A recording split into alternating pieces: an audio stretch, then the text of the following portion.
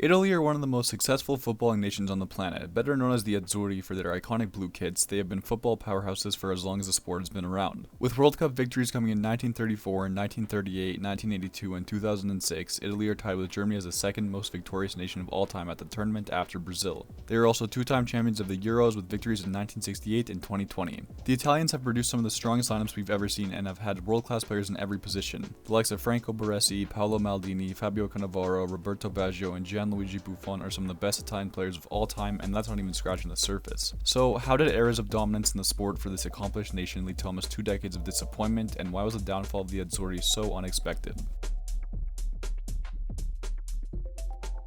The first major tournament that I saw Italy take part in was the 2006 World Cup, and since that's been their biggest success of the 2000s, that's where we'll start. The Azzurri started their campaign against Ghana in Group E, and based on their lineup, which included legends like Buffon, Nesta, Cannavaro, Pirlo, and De Rossi, it was a sign of great things to come. A comfortable 2-0 win against Ghana, followed by a lackluster 1-1 draw versus the United States, and a convincing 2-0 win over the Czech Republic saw the Italians top Group E with 7 points. The Italians faced off against Australia in the round of 16, and in a very close match that saw Marco Materazzi get sent off in the 51st minute, it would take a last-minute penalty kick in stoppage time for the Azzurri to defeat the Socceroos. Not the most convincing of wins, but a win nonetheless. The Italians would redeem themselves in the quarterfinals, where they would put in a solid effort against Ukraine in a comfortable 3-0 win. The Azzurri would go on to face host nation Germany in the semifinals, and an intense match that seemed to be stuck in an internal deadlock was broken in the 119th minute, when Fabio Grosso scored the opening goal, followed by a Del Piero winner just a minute later. Italy found themselves in the final of a World Cup, and all that stood in the way was France. Conceding a penalty in the 7th minute was far from ideal, but a goal from Marco Materazzi in the 19th minute would reignite the spark for the Italians. The game would remain level at 1-1 going into extra time, and a potentially game-saving save from Buffon on a Zidane header had the entire nation on the edge of their seats. The match would go to penalties, and Italy would convert all 5 of their spot kicks, winning the 2006 World Cup and earning their first title in 24 years. With a World Cup victory to their name, their performance at this tournament is worthy of an S-tier ranking.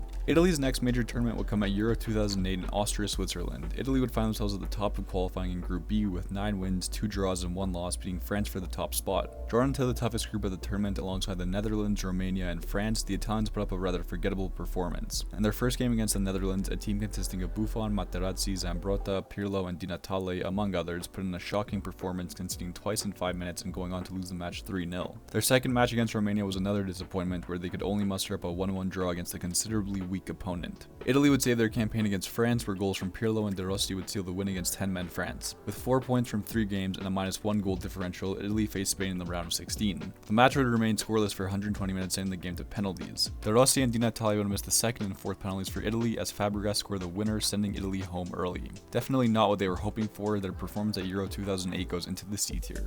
The 2010 FIFA World Cup in South Africa was Italy's chance to defend their title and redeem themselves for their showing at Euro 2008. Drawn into Group F with Paraguay, New Zealand, and Slovakia, Italy were easily the favorites, and 3 wins from 3 games was expected. While their lineup wasn't as stacked as it had been 4 years earlier, with some questions being asked of their attack, no one could have predicted what was to come. Italy started off their campaign with a 1-1 draw to Paraguay after conceding in the first half and requiring a De Rossi goal to tie the match. Italy would face New Zealand in their second match, a team that was ranked 73 spots below them in the FIFA rankings. They would find themselves down in only the 7th minute and would get their only goal in the 29th minute from the penalty spot in what would be an incredibly disappointing match for the Azzurri. In their winner-go-home match versus Slovakia, Italy found themselves down 2-0 in the 73rd minute, and a beautiful goal from Fabio Quagliarella in stoppage time wouldn't be enough, as the Italians lost the match 3-2. Italy went crashing out of the tournament in a group that should have been won before the first kick of a ball. One of the worst title defenses in football history, Italy's performance at the 2010 World Cup goes into the F tier. Looking to avoid embarrassment for the 3rd straight tournament, Italy went into Euro 2012 with high hopes. 8 wins, 2 draws, and a +18 goal difference in qualifying was a sign of things to come for the Azzurri in Poland, Ukraine. Drawn into Group C, Italy faced off against Spain, Ireland, and Croatia, and put in a decent showing. With Buffon, Chiellini, Bonucci, Pirlo, and Balotelli, a new generation of the Azzurri gave a solid performance against Spain, as the match would end 1-1.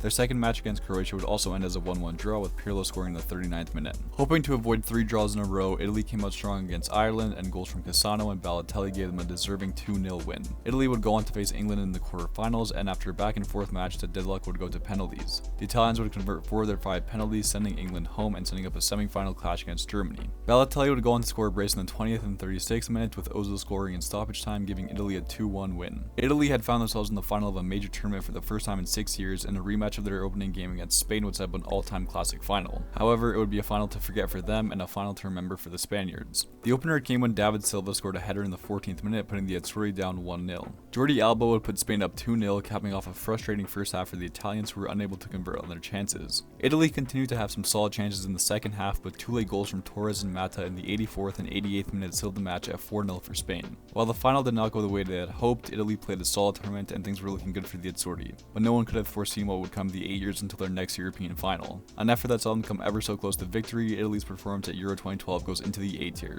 Italy went into the 2014 World Cup hoping to forget what had happened 4 years earlier.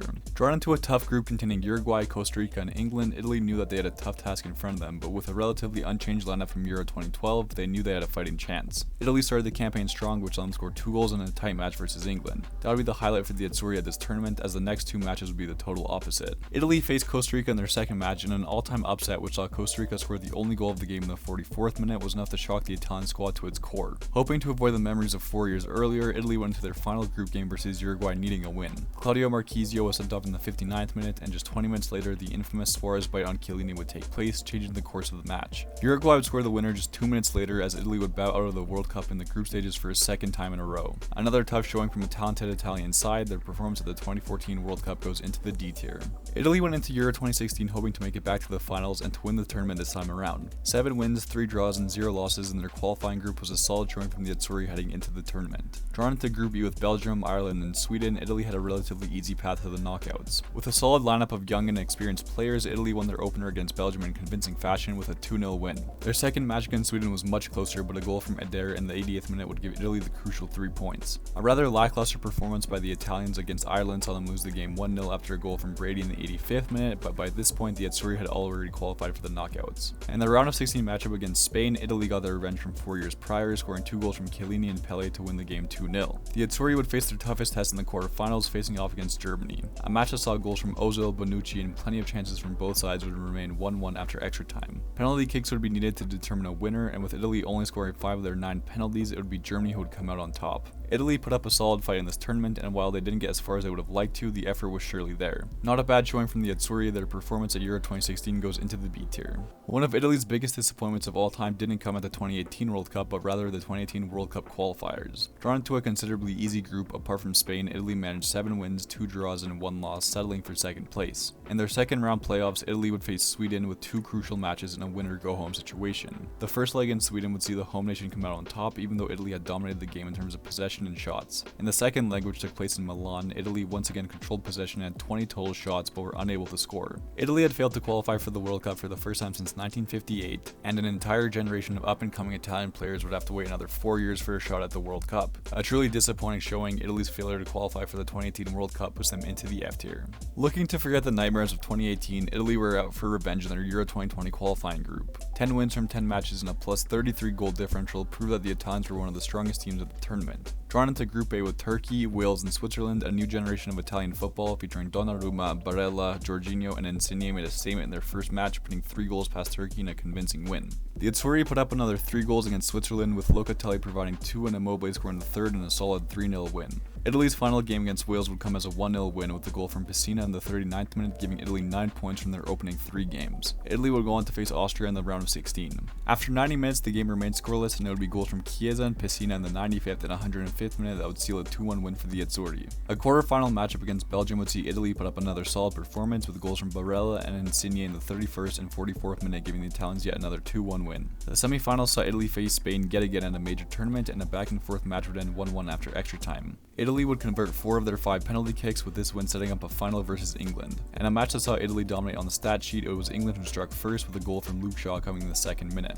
Italy would get the equalizing goal in the 61st minute after a corner kick saw Bonucci score from close range. With Chiellini grabbing Saka's shirt from behind in controversial fashion, the game would head to extra time, and neither team could convert on their chances in the extra frame. With the game headed to penalties, Italy would score 3 of their 5 penalties, beating England and winning their first European Championship since 1968. Italy had won their first major tournament since the 2006 World Cup, and things were finally starting to look up for the Azzurri. A great tournament from start to finish, Italy's performance at Euro 2020 goes into the S tier. Italy were looking to make up for their mistakes in 2018 by qualifying for the 2022 World Cup in Qatar. Drawn into a relatively easy group, Italy would finish in second place with 4 wins, 4 draws, and a plus 11 goal differential. Italy were coming off a 37-game unbeaten run spanning nearly 3 years from 2018 to 2021. All signs point to a qualification spot through Group C, but the Azzurri fell at the first hurdle against North Macedonia. In a match that will never be forgotten, Italy, who were playing at home, had nearly 65% possession, 32 total shots, of which only 5 were on target, and made more than double the passes of their opponents. With the game nearing its end, North Macedonia scored the most unlikely of goals in stoppage time with an outside-the-box effort from Trajkovski beating Donnarumma down low. Italy had been eliminated from the World Cup before it had even begun, and for the first time in their history would miss back-to-back World Cups. A truly heartbreaking way to end their qualifying hopes, their 2022 performance goes into the F tier. Looking at this tier list, it's clear to see that Italy simply haven't been the powerhouse that we all know them to be since their World Cup win in 2006. Apart from their win at Euro 2020, which was more than deserving after a great campaign, Italy simply haven't been able to make the most of their chances on the international stage. Their past 4 World Cup campaigns have come as 2 group stage exits and 2 missed tournaments, while their Euro campaigns have been significantly better. Italy have always had world-class players on their team, so what could be the cause of their struggles over the past 18 years? Since their win in 2006, Italy have had 7 different managers in charge, more than England, France, and Germany in the same time frame. Of the 6 managers before Spalletti, the current manager, only 2 coaches lasted more than 2 years with the squad, with the other 4 coaches playing less than 30 games with the Azzurri. It's very hard to maintain a winning squad when there's a new coach coming in every 2 years, which is why Italy's 37-game unbeaten run and Euro 2020 victory came under Mancini during a period of stability. But it goes beyond the manager. If we do a deep dive into the statistics and compare the top 5 nations in Europe based on their records since the 2006 FIFA World Cup, Italy lacks in almost every category. They've won the least amount of games at 110, have had the most draws with 65, the most losses at 41, have scored the fewest goals with 350, and have conceded the second most goals at 197, with a win percentage that is considerably lower than the rest. Something hasn't been clicking for Italy since that fateful day in Berlin, and unfortunately I don't know what's caused it. On the bright side, Italy have a lot to look forward to at Euro 2024 this year. Their qualifying results for the tournament may not have been impressive, with 4 wins, 2 draws, and 2 losses in a relatively easy group, edging out Ukraine on goal differential. On paper, Italy has some exciting young players in Donnarumma, Bastoni, Barella, Locatelli, Chiesa, and Zaniolo. It's a new generation of players in the lineup, and while it may not be as strong as years past, there's a lot of excitement around this team. With a new coach in Luciano Spalletti, who has almost 30 years of coaching experience, the team can make some waves at Euro 2024 this summer. While Italy are my favorite team, they've always been exciting to watch and to follow, and while this video has been mostly critical of the Azzurri in their recent performances, I'm hopeful that they'll be able to turn things around and get back to their winning ways. Let me know what you think of the Italian national team in the comments below, as well as who you'll be cheering for at Euro 2024 this upcoming June. Leave a like and subscribe to the channel for more football content, tier lists, and everything in between, and as always, I'll catch you next time.